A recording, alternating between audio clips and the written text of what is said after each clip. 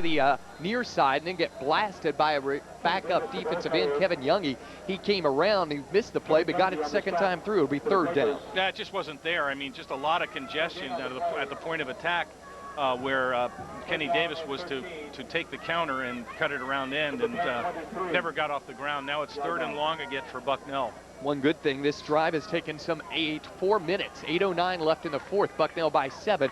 The 3rd and 13. They have to get down to about the 10. Guy came off sides for Penn, got back on. Here comes Wilson rolling out to his right. It's going to be the quarterback keeper. He has it at the 20, cuts back against the grain at the 10, at the 5, 15, and then he fumbles the ball. He was down at the 14, but there is a penalty flag in the backfield, and it will be probably against the Bison. Yeah, Coach Landis is on the field, not happy with the referee right now, who is Dennis Krimp. Well, there were some calls last week I may have mentioned earlier when Georgetown was given a fumble recovery and when Stack was unpiled. Peter Kaufman of Bucknell was on top of the ball. Admittedly a premature call by the ref, really influenced by the Georgetown players. Now, been a lot of holding calls on Bucknell today. In terms of accepted penalties, that will be the 6th for about 55 yards, I think. And really a lot of penalties for both teams, as that's going to be on the Bison. How many? Who was that on, Doug? Did you hear him? There was a 1 in there. So it's got to be 71 Becker, yeah. How many penalties does Penn have? Not many. Oh, okay. Well, 7 for 58 yards. Spot the ball back at the 30, so Bucknell will get another down, maybe a Nissan Trotter play here. The problem with that call is you really, it's now looking more like a 50-yard field goal attempt. That was an extremely important penalty, once again, if correct. And so maybe now you just try and pick up yardage for either a field goal or maybe go for it on 4th.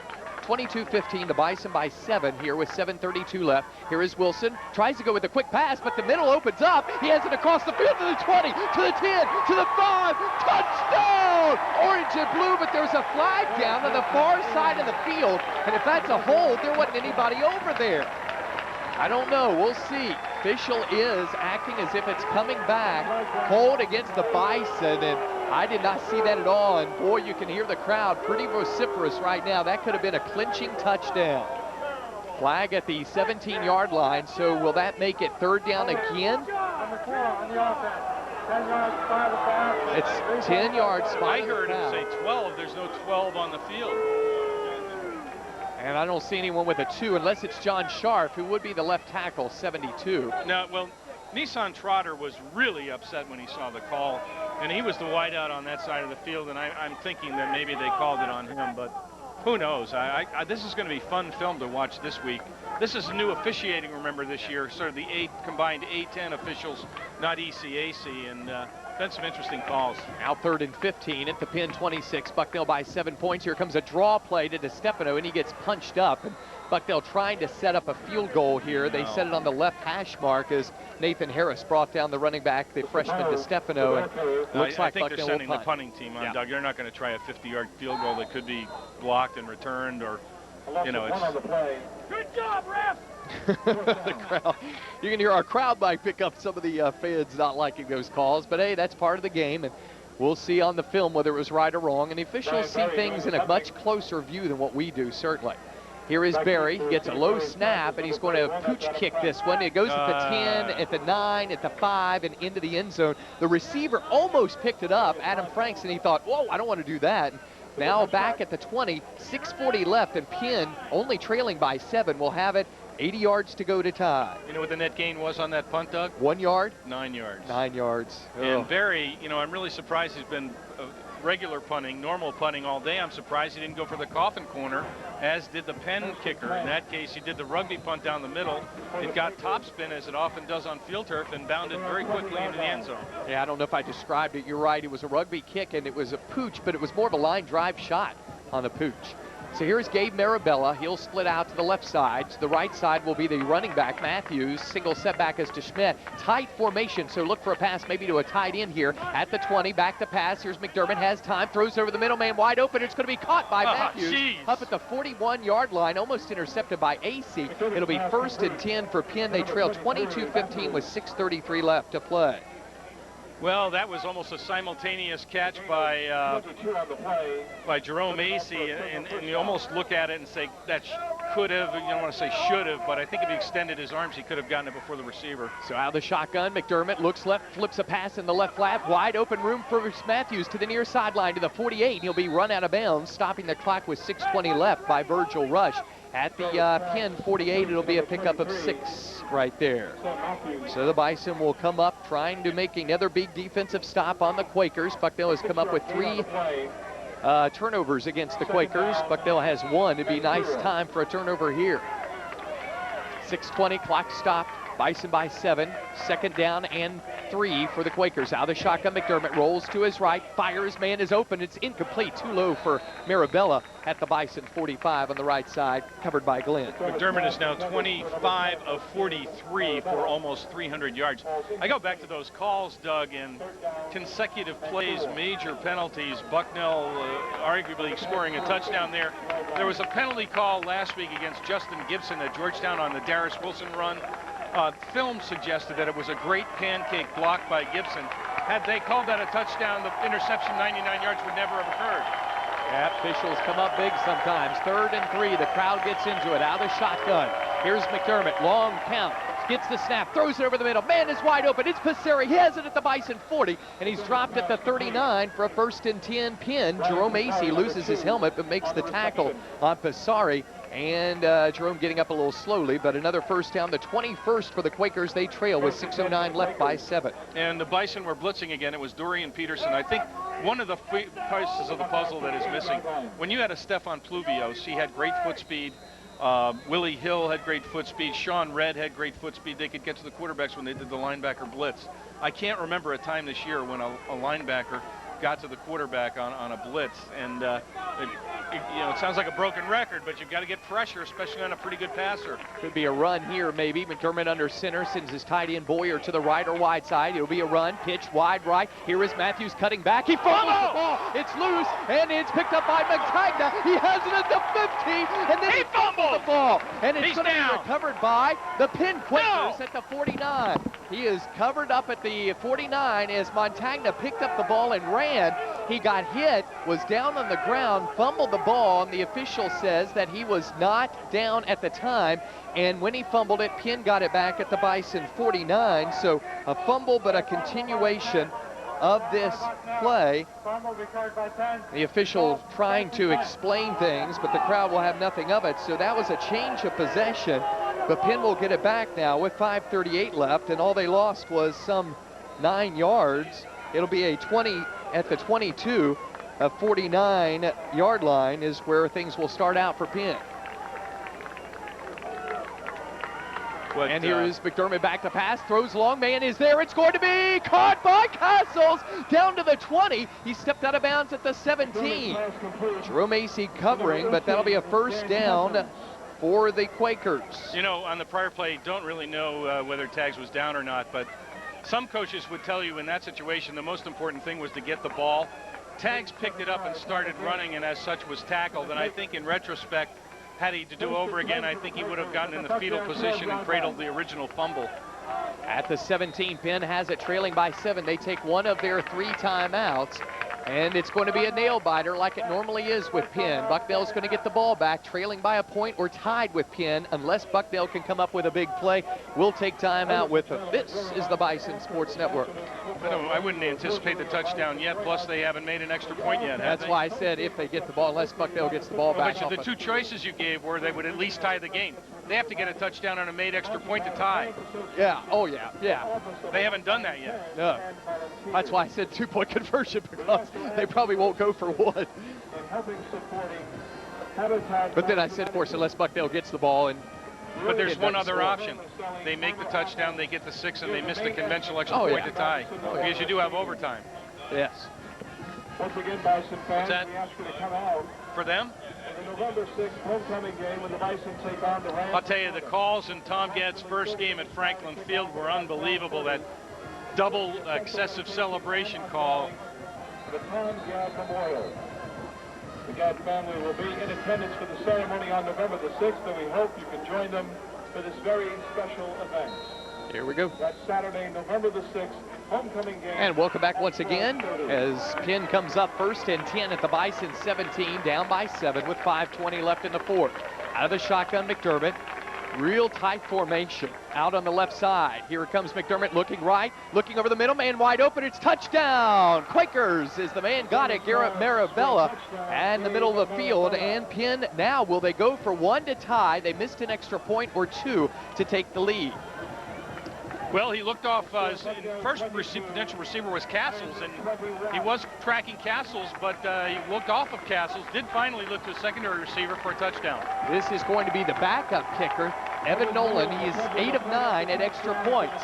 Kicking right to left, right-footed kicker, ball in the middle of the field. Could be a fake, we'll see.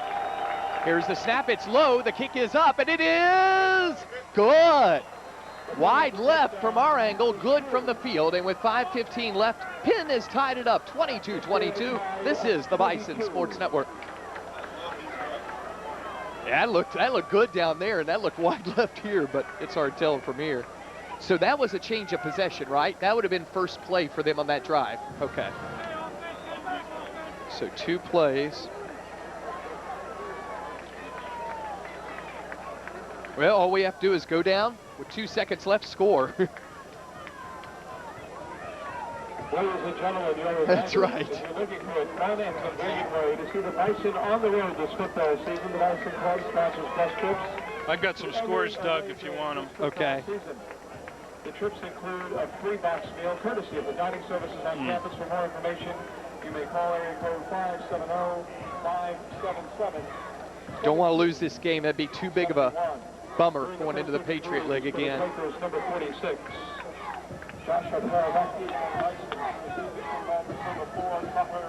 Dante for a kickoff return.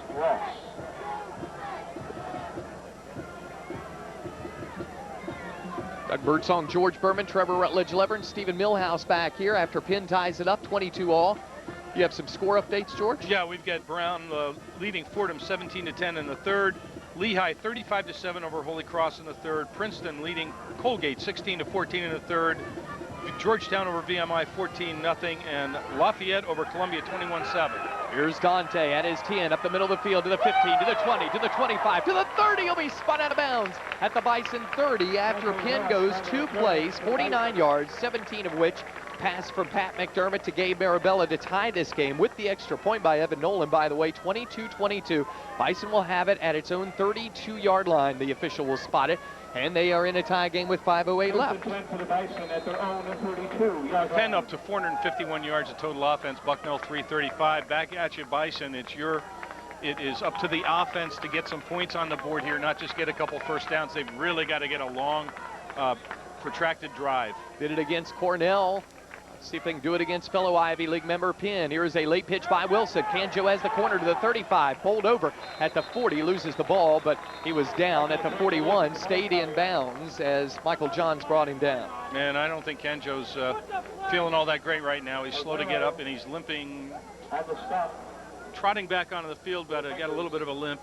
He was really pounded here at the near sideline. Good game. Another flag against the Bison, so forget that game. It's going to be against Bucknell. Wow, I have never in my life seen so many crucial penalties on the Bison.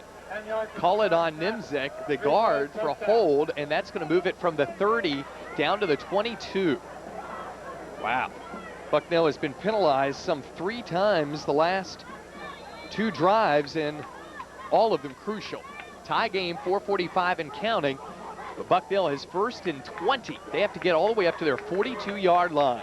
You know, you like basketball. You want players to decide games, not officials. Yeah, that's a good point. Here is Wilson, option. He shakes past one man, comes across the field to the 22, and will be dragged down. It'll be second down and 20, and now the Penn fans erupt across the way. Well, they should be, Doug. This is not an offense that's expected to be running second and 20s and third and 20s, and we've seen today very infrequently has Bucknell thrown a pass attempting to get a first down beyond the yard marker needed for the first down. So that penalty really teed up Penn to get very good field position. Again, Bucknell has got to, at this point, come up with some play calling to go for first downs.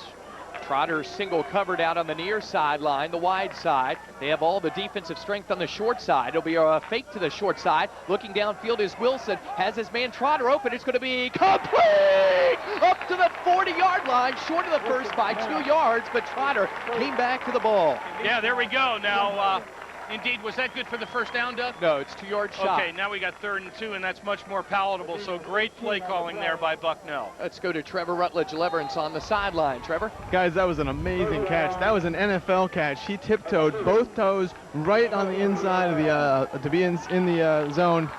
That's just an amazing catch. That was, and he had to go high to get it. So now Tim Johnson working at Bucknell, a graduate a year ago of Bucknell, leading the cheers on 3rd and 2 at the 40. Here comes Wilson, the option. He gets smothered and dropped. Back at the 39, now Bucknell has a choice. With 3:40 and counting, as Slapnicka brought down Wilson. Do you punt? And it looks like yes. Do, Doug. There's no choice here. You punt, period.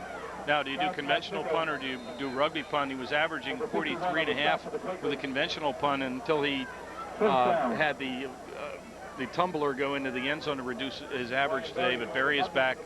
We'll see what we do. Penn's got 2 returners back, Doug. Spot the ball at the 38. Barry stands at his 22, and yes, Penn does have carry and low snap. And also back there is, Carey's going to get, he called for a fair catch, but he's running with the ball up to the 30, and Glenn's going to drag him down laterally at the 30, but still a lot of time, 3:03 in a 22-22 game, and Penn has moved the ball adeptly against the Bison defense. They can hold on to it. The refs are called. Joe Glenn went to one of the officials and said the guy had called for a fair catch. He did. And the refs are having a little huddle here now. I'll bet you they won't make the call. He did call for a fair catch. He did. And they are calling the flag. That's a good job by the officials. He did wait for the fair catch. It wasn't easily seen, but you could tell he called for it. So that'll be 5 yards for the Quakers because Carey called for the fair catch and then ran 5 yards. I believe, Doug, the last time Bucknell had an overtime game, we've got to start thinking that way. Columbia? Just in a planning sense, was at Columbia, victory at Columbia a few years ago. Maybe 2001, no, 2001, maybe 2001. It was right after 9/11. Yes, Chris it was. Lundberg field goal. 5-yard penalty, delay the game. Now, it's interesting the refs had to be talked into that penalty there, Doug. In other words, they didn't throw the flag originally. They had to be, the topic was brought up by a Bucknell player, and then that was the way they threw the flag. So very interesting calls here this afternoon. By the way, Stephen Millhouse kind of updated us. Colgate, remember that went to overtime here in Dave Katulski's year. That's right. That's right. 13-10 loss. At the 25, Penn, tie game 22 all, 3:03 left, has the ball. McDermott all day, throws it over the middle. Man catches it. That's Matthews, stays in bounds at the 32, pickup of 7. Dorian Peterson brings him down. Gain of 8. That's 29 of 47. He's really put the ball in the air a lot today. Penn has 451 yards of total offense, only 90 yards of that on the ground. 28 carries. They're averaging just over 3 yards a carry, and they've had some pretty nice runs by Sam Matthews. Don't have as long here. Oh, let's see. Maybe we do. Yep. No, we don't have as long. At the 32, 2nd and 3. McDonald moves in motion to the left side. Handoff that way to the Matthews. Make it Ambrosi. He has the first down and more. Past the 39 up to the 40. That'll be the 23rd first down for the Quakers. Andrew Decker brings him down. 22-22 game, 2:25 left. Clock was stopped while they moved the sticks. Each team with 2 timeouts. 2:25 for Penn. Almost to midfield, actually at their own 40-yard line. The strategic chips are in their court at this point, no question. However, remember their kicking, their place kickers are haven't been performing that well year to date. Although Evan Nolan has hit some field goals this year, he hit that extra point to tie it at 22. Out of the shotgun, McDermott has all day, throws it, it's caught, but back behind the line by Matthews, almost intercepted by Ransom. He had a good beat on it. Well, they've had many times had the screen pass sniffed out today as Prelo comes in and Bernie comes out again. Not straightening his right arm, kind of keeping it at an angle. This sets up Bucknell nicely. 2nd and 12, but as we've said today, Penn's got them right where they want them, 2nd or 3rd and long. Really nice to see a defensive play here. Maybe another interception to complement David Ulmer's earlier on. Well, shucks, they Bucknell threw an interception on a middle screen. Why don't they try middle screen? We take it back for a touchdown. At the 38, McDermott out of the shotgun. 1:30 left in this game. Here is McDermott all day, throws it over the middle, man wide open, and he short hops it to his receiver, Robinson, who would have had a first down at the Bison 45, and Robinson gets up limping somewhat, 3rd and 12. Yeah, the Bucknell zone, I mean, a well-thrown ball, the guy's got it for a first down. There was an air pocket there between three defenders. Tags was there, Verge was there, AC was there. Big play here, Doug. 3rd and 12. Nice time for a turnover for the orange and blue. We'll see. Devin Fitzsimmons trying to get the crowd going, and he raises some noise here. Lifting his hands and a towel up in the air, and the crowd is going in a timeout taken by Penn. 1:25 left to play, and we'll take timeout with the score 22-22. Bucknell and Penn. This is the Bison Sports Network. Ladies and gentlemen, it's time to announce this afternoon's Diversified Information Technologies Player of the Game. The Diversified Information Technologies Player of the Game not is at all. sponsored by Clifford Mickey Melberger, class of 1961, the captain of Bucknell's 1960 Lambert Cup winning football team, and the CEO of Diversified Information Technologies Incorporated. Each week, a contribution of $1,000 is made in the winner's name to the university's scholarship fund. This afternoon's winner is number 82, Michael Cangelozzi. His first start at slot-back, and he earns the Player of the Game honors. Congratulations, number 82, Michael Cangelozzi.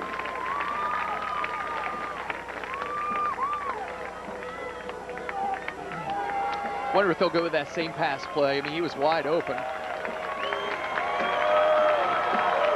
Here we go, boys.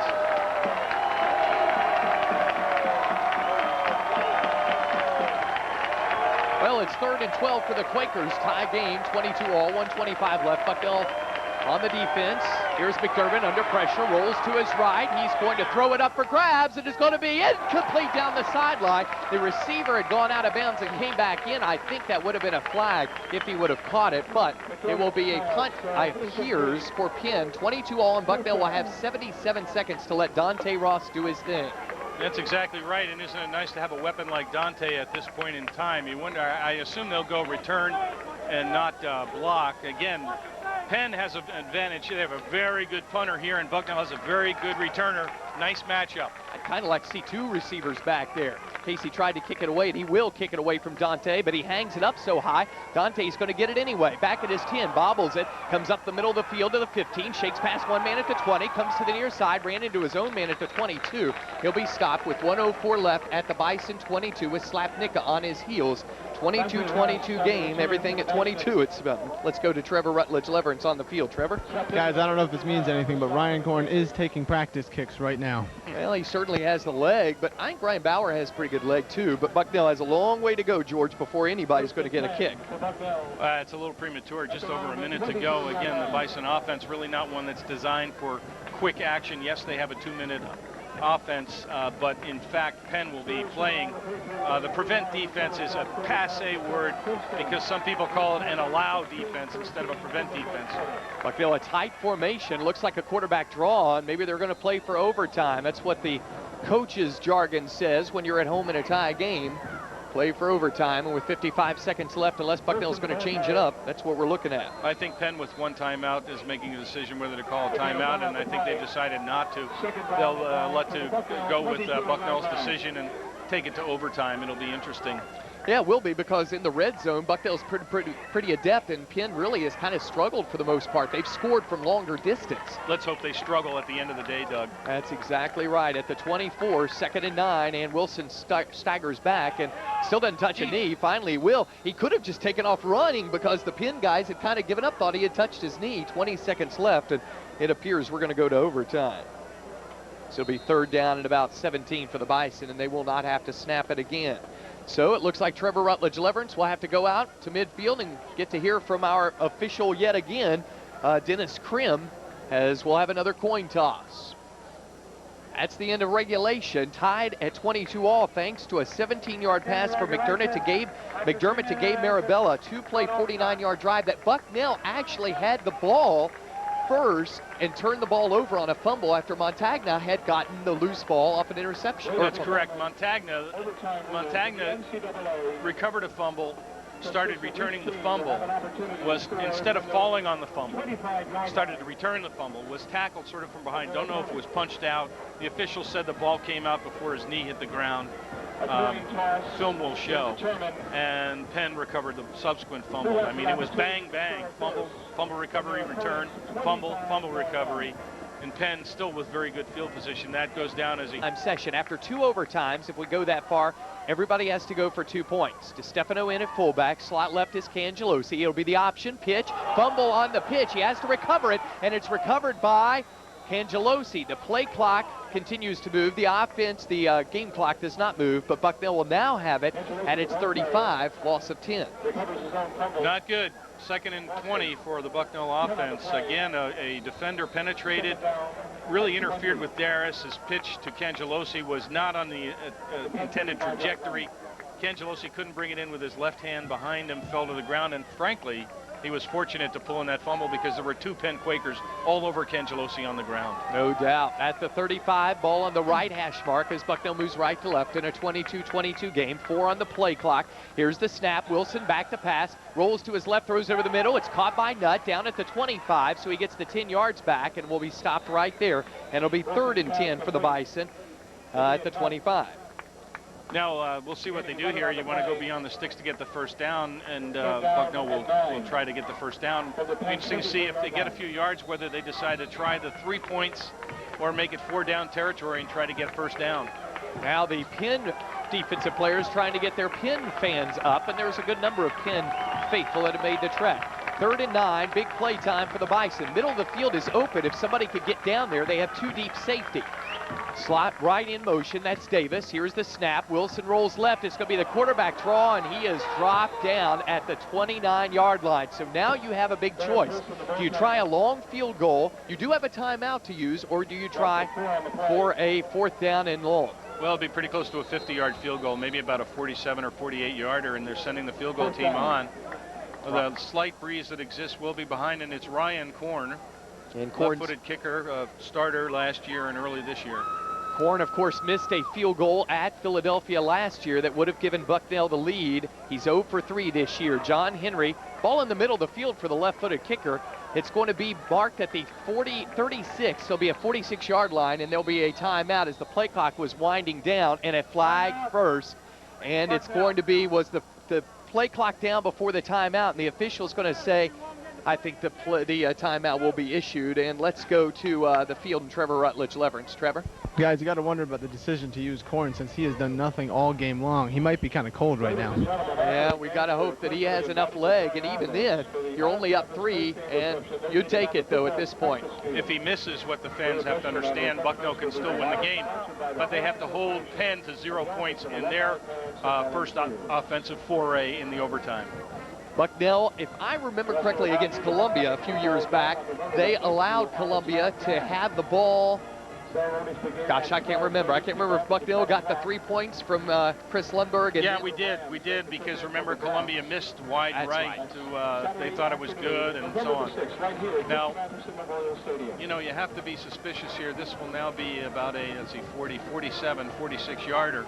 Ironic that he missed a 39-yarder last year at the end of the game. Just fell short to beat Penn.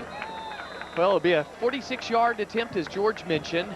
Moving right to left, the left-footed kicker, Korn.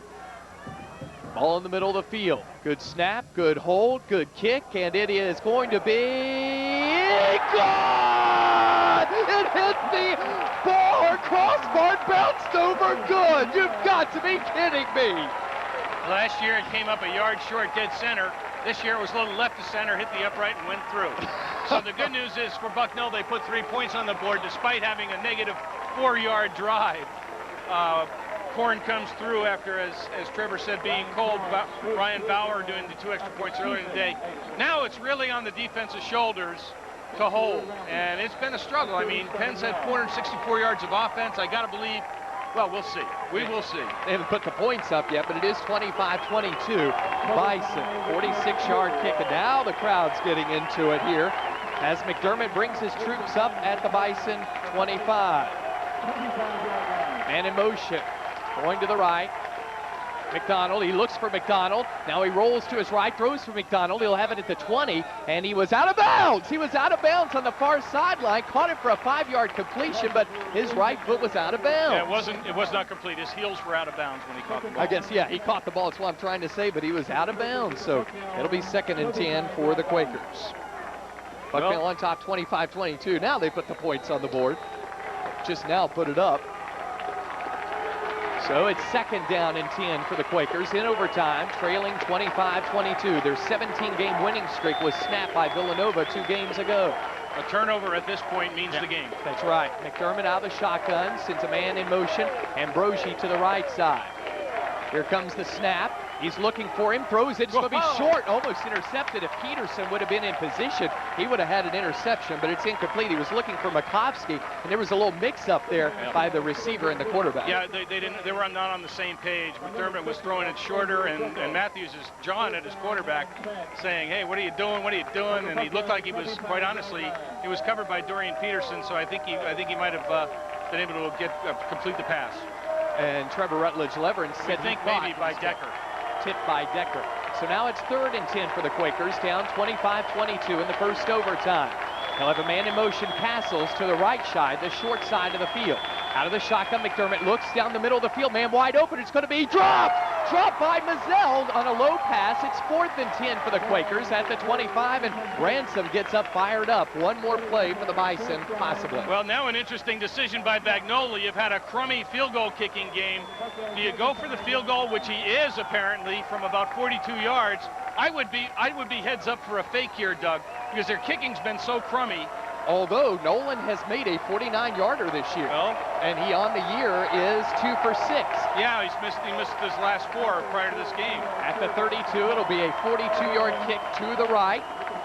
Evan Nolan with the hold is good. The kick is up, and it is good. And we're going to a second overtime on 4th and 10. Nolan comes up with his second longest kick, and it's a 42-yarder, and the pressure back on. We'll have, I think Bucknell will get it back offensively. No, Bucknell will now switch to the defensive side, and we'll go the other end of the field, and Penn will start out offensively first. So what a big kick by the kickers here now. Boy, overtime format is very exciting. Go figure. Their kicking have been crummy all year, and guy comes in and kicks a 42-yarder. Seems like Bucknell over the years has been victimized by kickers. I mean, Lane Schwartzberg, Colgate's kicker his freshman year, in 2001, I think it was, put an extra point below the crossbar. Later on in the game, kicks a mid-30-yard field goal to win the game on the last play, one of the last plays of the game. Bucknell did have one final possession. So big opportunity there, Doug. A turnover would have meant the game, and they tried to get the pressure up the middle to block the kick. No one went high, as Joel Sussman of Cornell did. Couldn't get it done. Kick was high and true. Yes, very good kick by Nolan. And so he hits at the 40 or 42-yard kick, and we're going to double overtime here. 25-25 is the score, as both teams score in their initial overtime. And now I think, I'm almost positive, it will be a situation where Penn will go offensively. Well, they're actually going with another coin toss here. So we'll throw it up again, or maybe not. We'll see. Officials are conversing at midfield. Now the captains are coming over. And I do believe what they're going to say is Penn will get the ball offensively. Bucknell will get the ball defensively to start things off. And Bucknell will Penn will choose which end of the field it wants.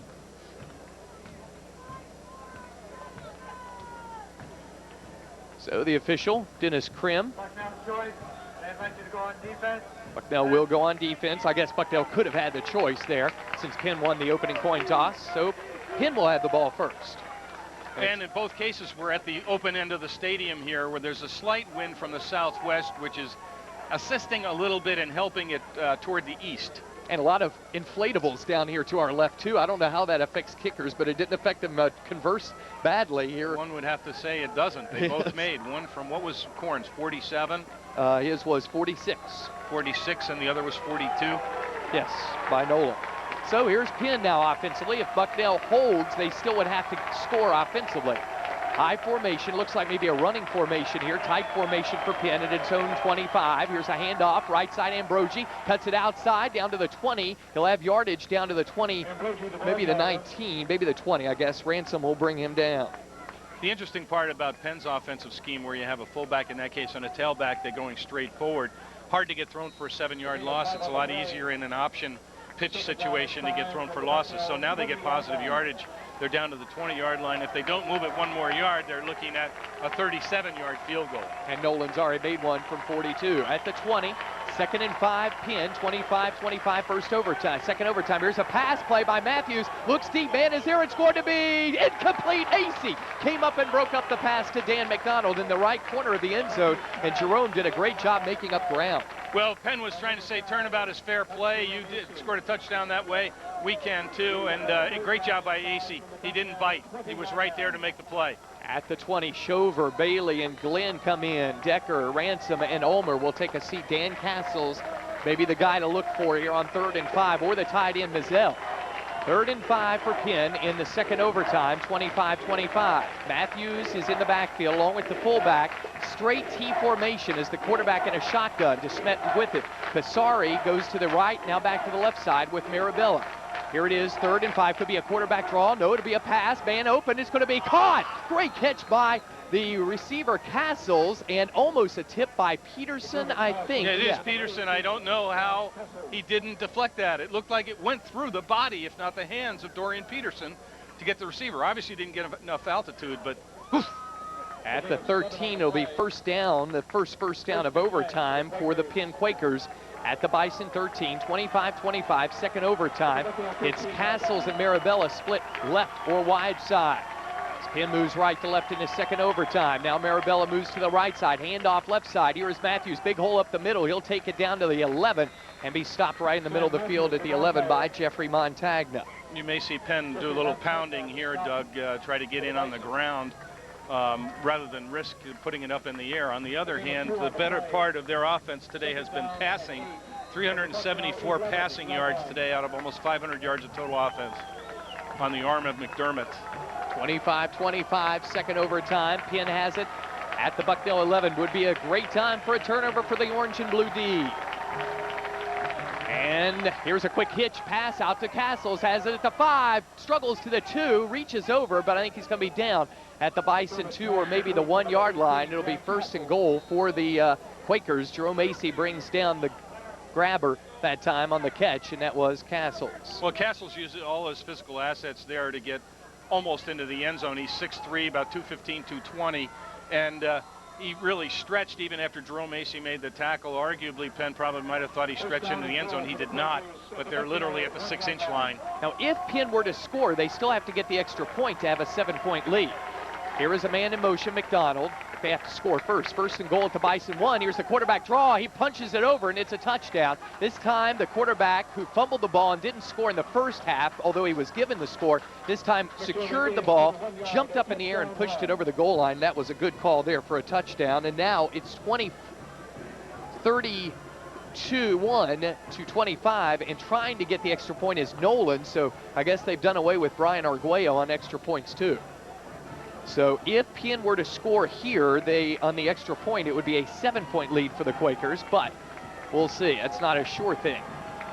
Here comes the snap. It's a good one. The kick is up, and it is good.